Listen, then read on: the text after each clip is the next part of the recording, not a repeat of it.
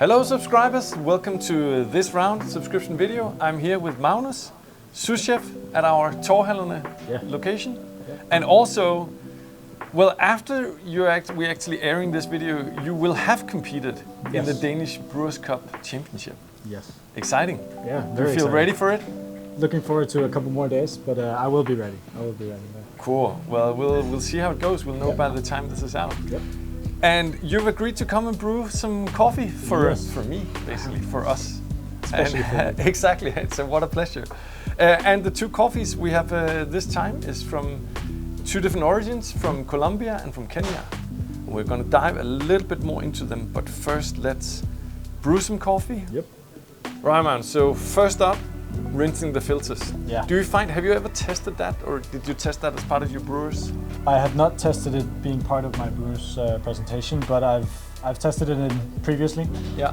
I find that with some paper filters, especially unbleached ones that are brown, there's a papery taste for sure. Yeah. But with the new ones, it's very little. Yeah.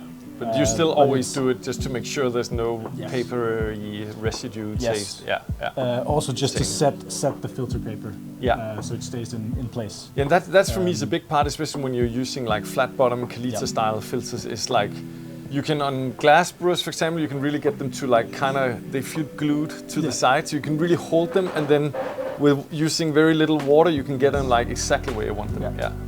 So using our standard recipe from the coffee shops? Yes, exactly. How much is that? That is 16 grams of coffee for 250 grams of water. Usually sitting at between 92 and 95 degrees. Yeah, and it's yielding about 220, 225 grams in the final cup. Yeah. What pouring time are you aiming for here? The standard recipe, which is a bloom of 30 seconds with 30 grams of water, and then a long, steady pour, ending at a minute and 45 seconds. Yeah. Yeah. All right. But you're doing something different for the Brewers Cup.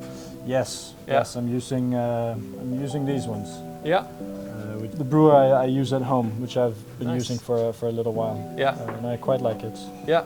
It's just and because you have to brew 3 pretty much at the same time. Yes. You're doing pulses for each one? Yes, exactly.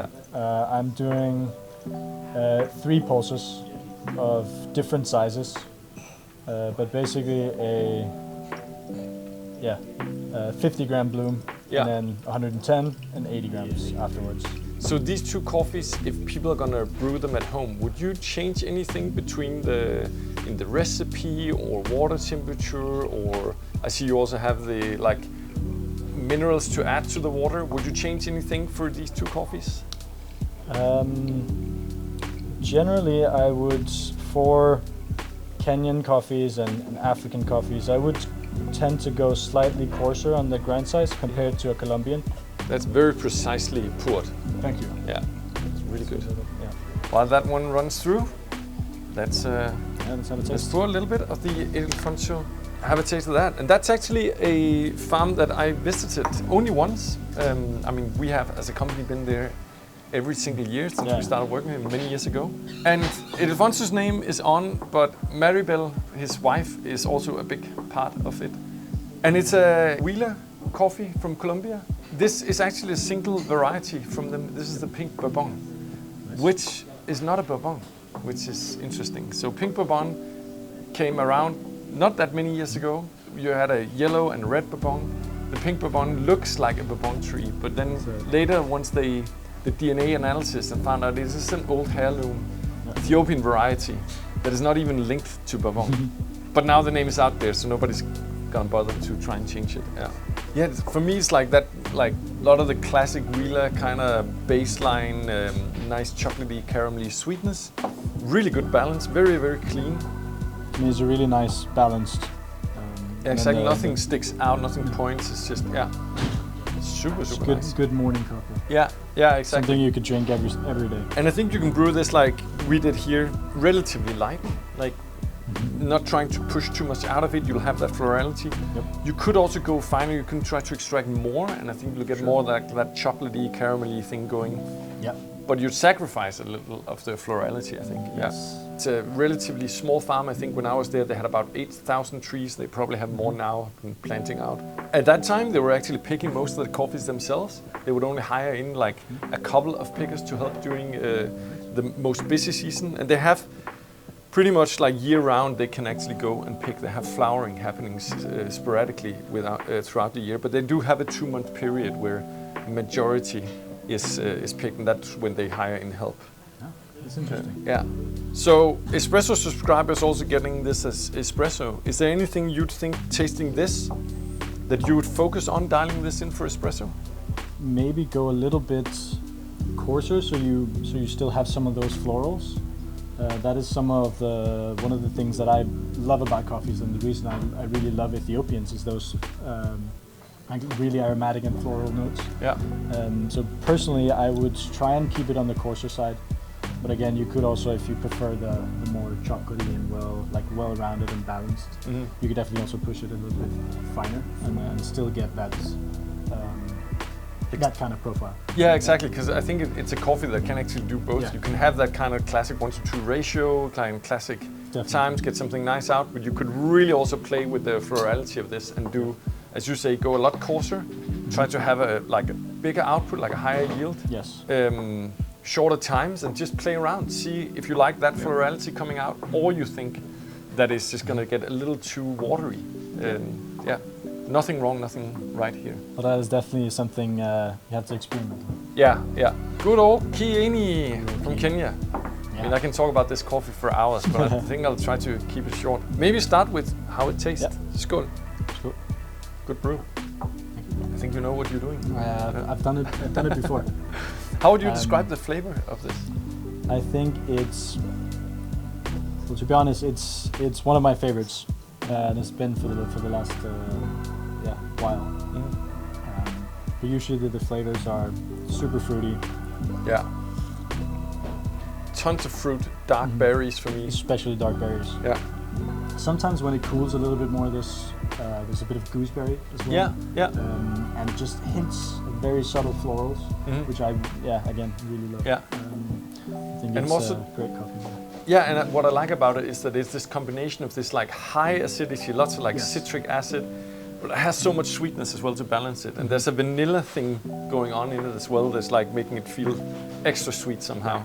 And then this heavy body as well, like it's really like a heavy coating mouthfeel. And I think a lot of that comes from the fact that this is a cooperative coffee. Some of you might have heard a lot about Kieni before. I'm going to repeat it anyway. It's about 1,000 smallholder producers delivering coffee cherries to this cooperative where they're members of, so they get the final payment after all the coffee is sold. But also means that these smallholders have a lot of really old varieties, old SL28 and SL34, planted all the way back in the 50s. And I think that's part of what gives it this like classic Kenya flavor, is that it is the old varieties, it is the old trees. Some of them have grafted Uruero 11 or planted with Batian, but it's still a small percentage out of the total amount of cherries being delivered here.